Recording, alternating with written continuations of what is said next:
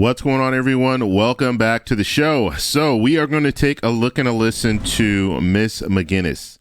And I'm going back to the hearing, and we're going to play some videos of the hearing, that when they were talking about the $2,400 boost for Social Security. The reason that I'm doing that is because I covered most of the hearing, but there were a few people that I did not cover, and I want to go back and take a look at them. And then also, Senator Scott, he spoke, and I also want to show a video of him. So I'll probably do 3 or 4 more videos that are focused on this hearing. Okay. Now, if you guys don't know, they did a hearing. This is about 10 days ago. Senator Bernie Sanders held a hearing, and they were discussing reforming Social Security.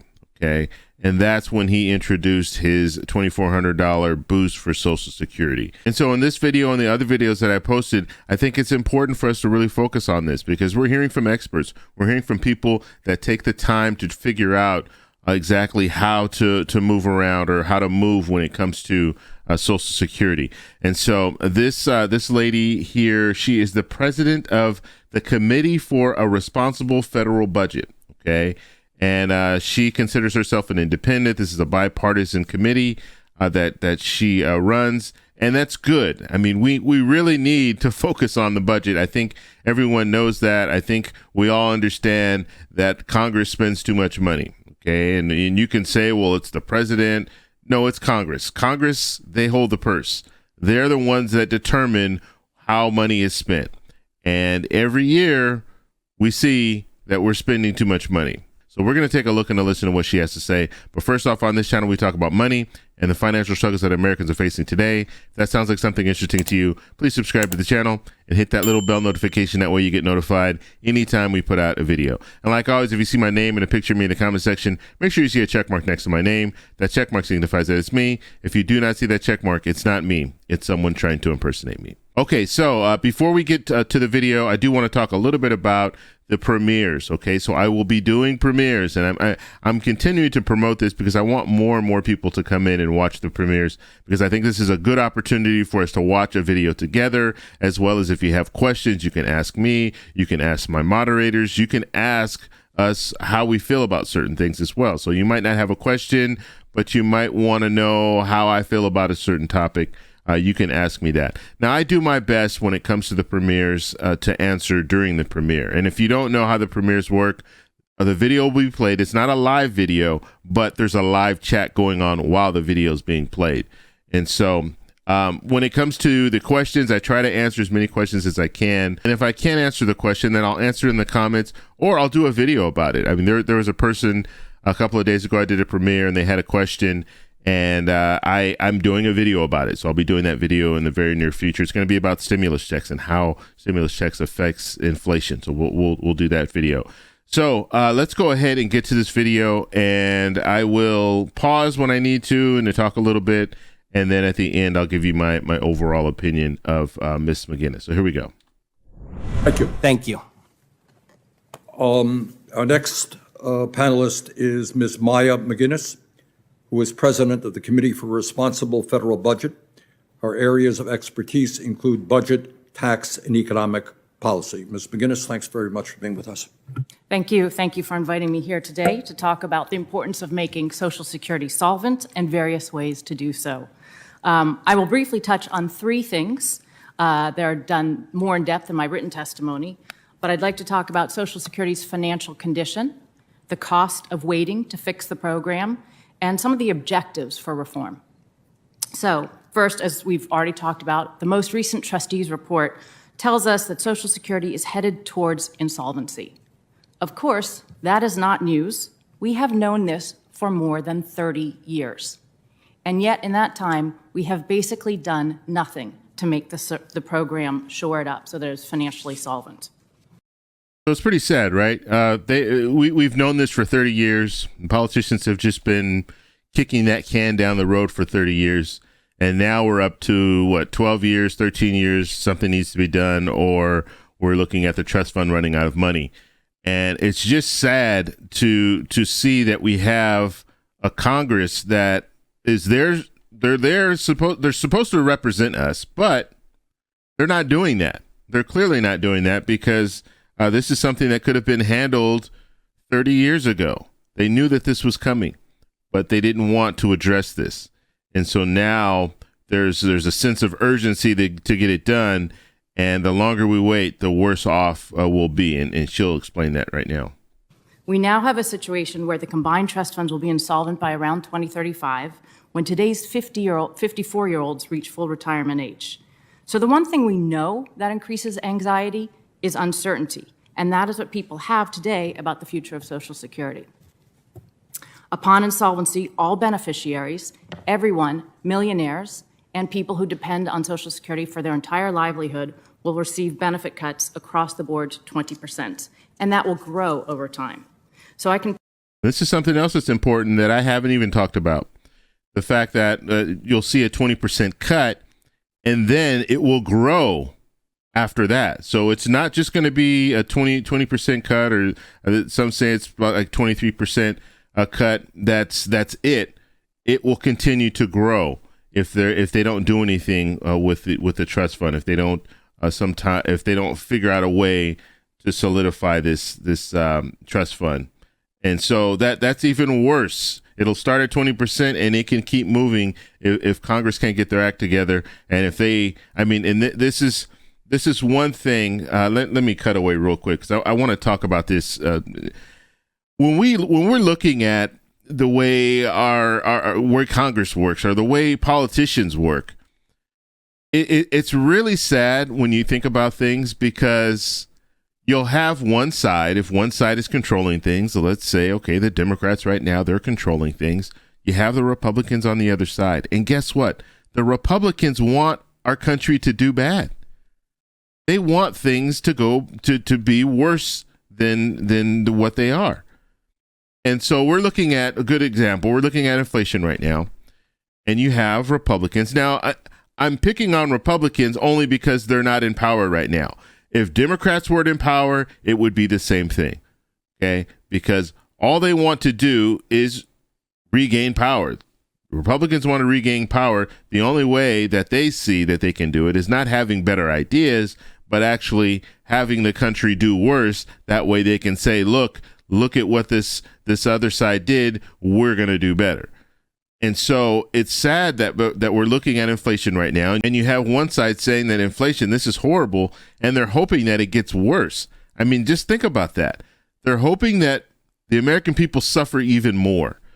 So when it comes to Social Security, the same thing. If we got to a time where they start cutting Social Security, then you're going to have one side, the side that's not in power, blaming the other side and saying, look what they're doing, and they would be hoping that it gets even worse.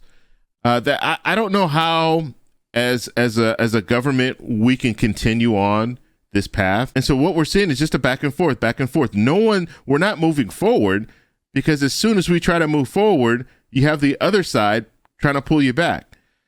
And so it's a sad state of affairs when we look at stuff like this. And let's hope that they can come to some type of a resolution when it comes to reforming Social Security. But it's not healthy. It is definitely not healthy for the country. It's good to have different ideas and have different plans. But when you get to the point where you are hoping, you don't even put a plan together. I mean, we're looking at Republicans right now. They have not put out a plan. The only politician that's put out a plan on the Republican side in the Senate is Senator Scott. He is the only one, okay? And people have issues with his plan. But when it comes down to it, you have one side that's not even putting out a plan. All they're doing is saying, look at how terrible things are. We're going to fix those things, but we're not going to tell you how we're going to fix them. That is not healthy. You should be telling us, hey, this is what we're going to do. And let the people decide, is this something that they think will help, or is this just talk? So I can point to a lot of good proposals over the years.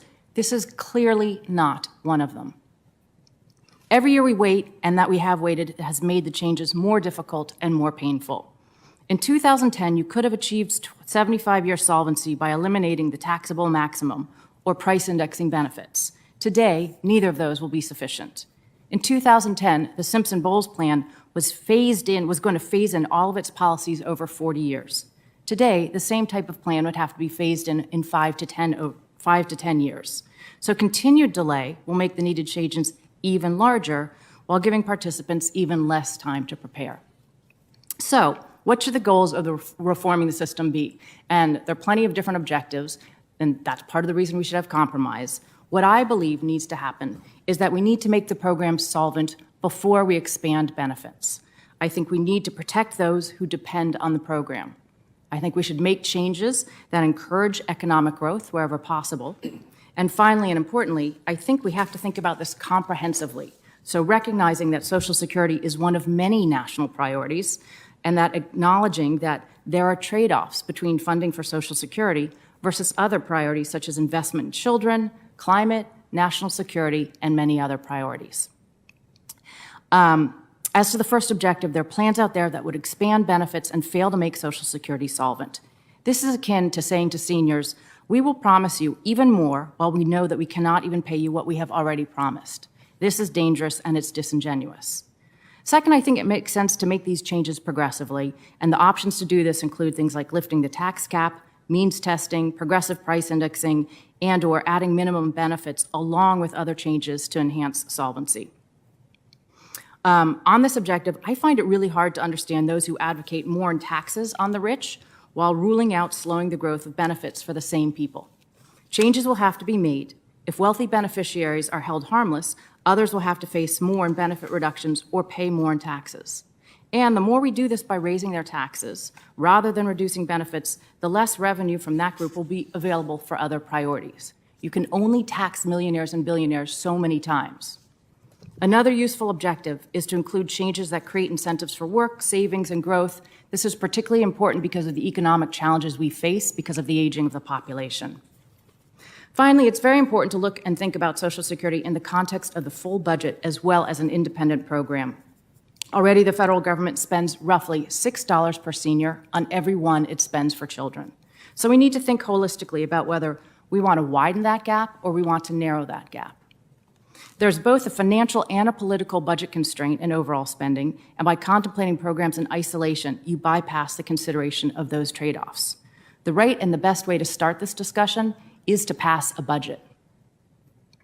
In my written testimony, I include a list of options and links to our interactive tool, the Social Security Reformer, which you can use to craft your own plan. Many members of Congress and citizens have used it to weigh in on how they would like to fix the program.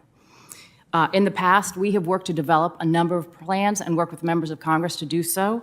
Right now, process-wise, I think the single best idea out there is the Trust Act. Senator Romney has worked on this, and it's bipartisan and bicameral.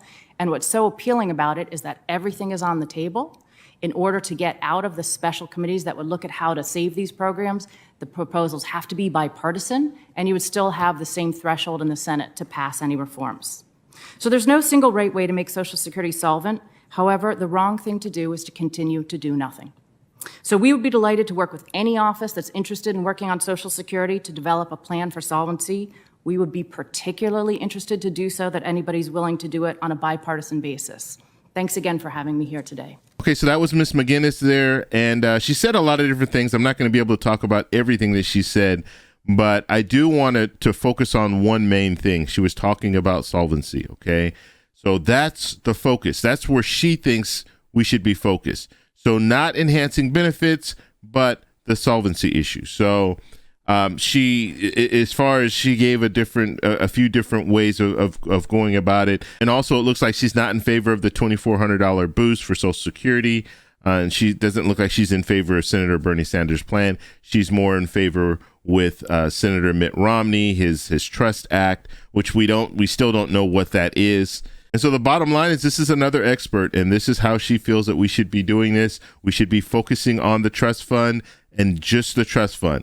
Don't focus on the extra benefits. Now, let me go over to her website. I just want to show you real quick so you guys can see what she has on her website here.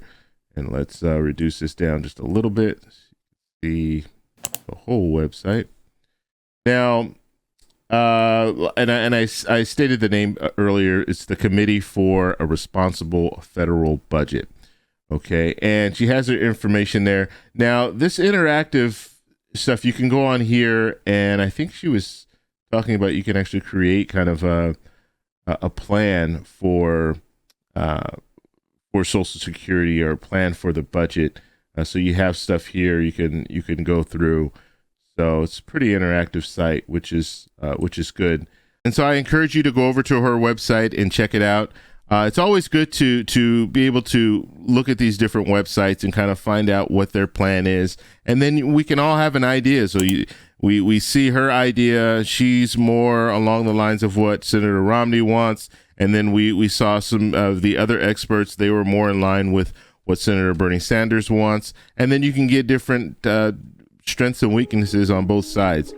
So anyway, if you guys have questions, please post them down below. If you like this video, please give me a thumbs up. Please subscribe for more, and I'll talk to you in the next one. Bye.